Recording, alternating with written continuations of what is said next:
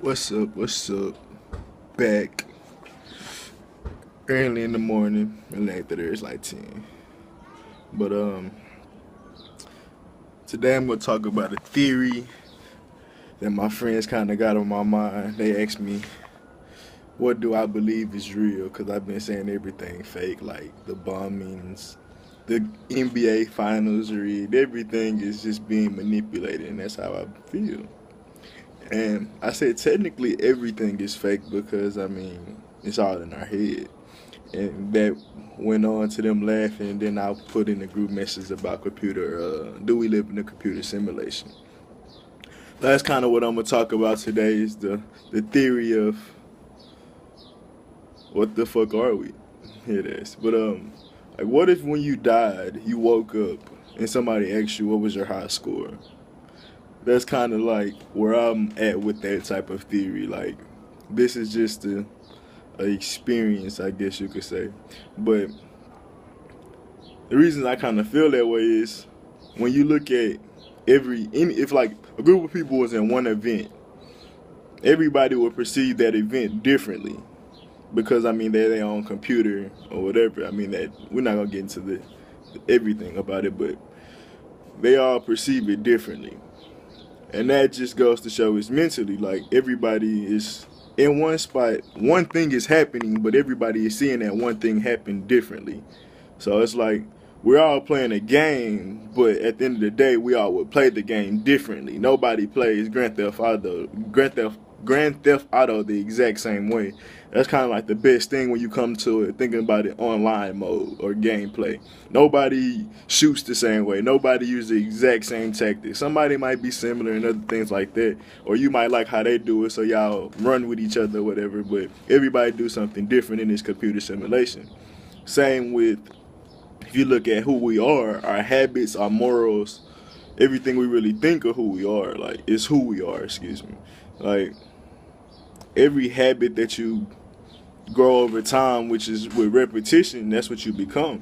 But at the end of the day, that habit came from a mental state, a mental mind state. Like same with your morals, like you were something that had to be placed in your mind and set there for you to remember it. Like the physical doesn't really dictate our lives. It's more of our mind that dictates how we see our lives. Like our lives are going, they're always going, but one person can be winning. Oh, this is the scenario I used to use. A backup quarterback can win the Super Bowl and feel down about it because he wasn't the quarterback that led the team to the win. But at the end of the day, you still won a Super Bowl. Another quarterback might be grateful for ever being on that team because he knows how hard it is to even become a starting quarterback and to be a backup quarterback and go through all the practices and help the defense. Like he looks at it more positively. Like I helped my defense in practice get to where they could be able to read the defense of Peyton Manning and stop him.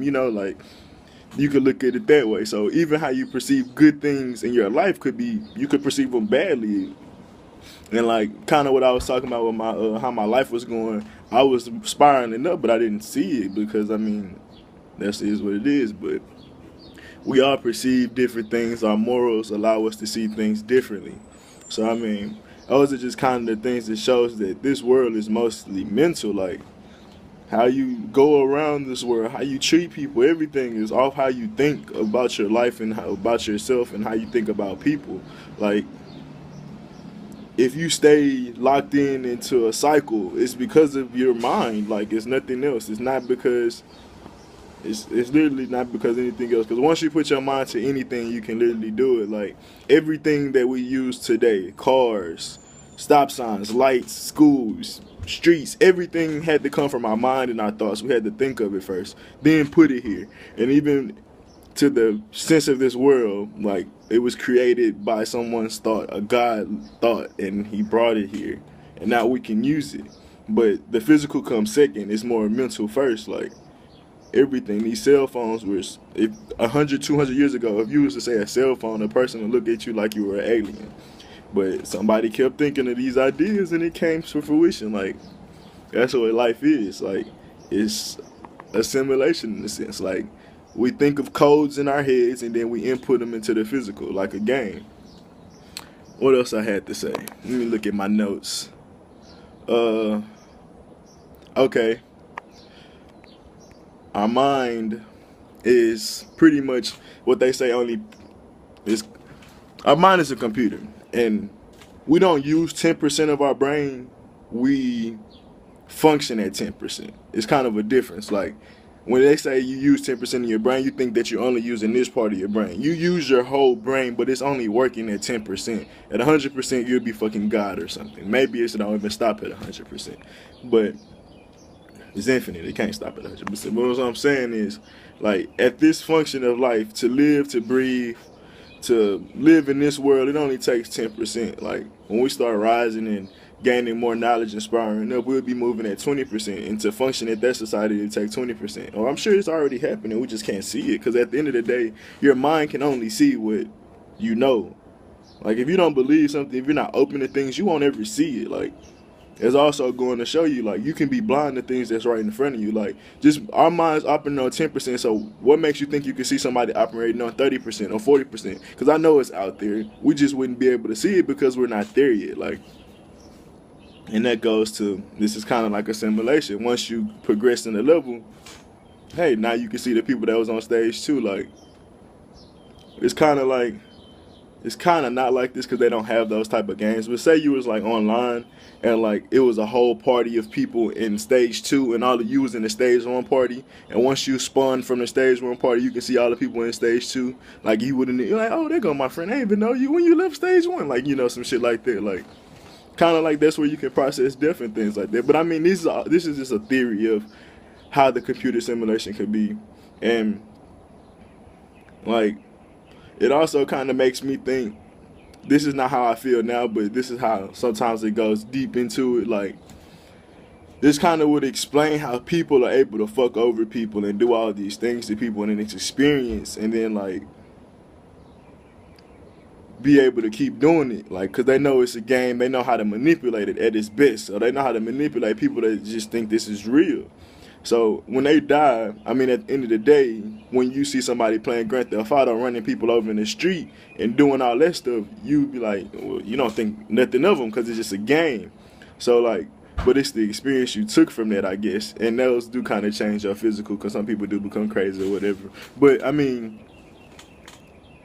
what I'm trying to say is that maybe when you play this game, it's just to learn experiences on how to do certain things. And who you are in the other life is what you're trying to grasp out of this life. Some people might have wanted to be the killer in this lifestyle, so they learned how to kill people. Maybe they're whatever the fuck they are. But like, I don't know. It kind of explains how nobody's coming to save nobody. How you have to save yourself in a sense. Like, you have to realize you're in this simulation. You have to realize how to manipulate it for the high score that you want.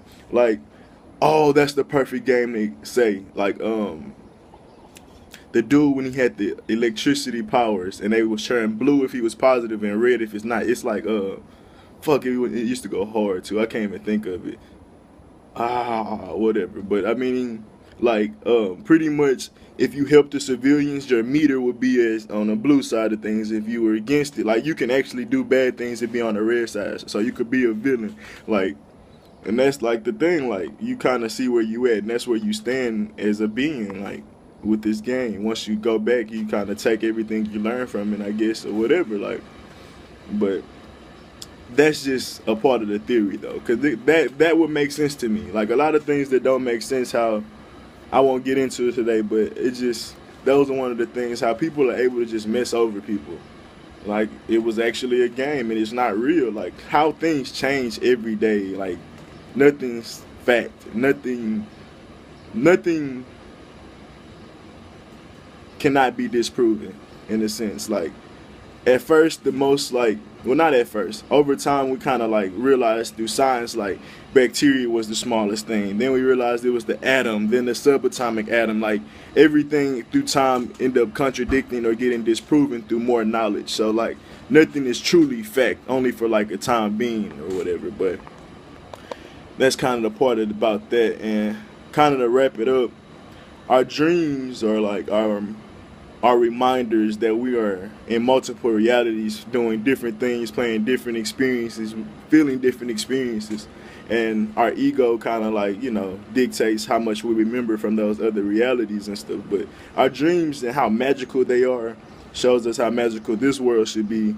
and we just haven't got there yet because we're like the AIs of this game, but the people that know we're AIs are controlling and doing whatever the fuck they want to do because, they know how to do it, they know how to manipulate it, like, and we just got to figure out how to manipulate it the right way for us. I ain't saying we have to be evil because they're evil. They just choosing to take that path of evil on this game. We can take the path of good on the game, and that make the game better because, they got to lose then.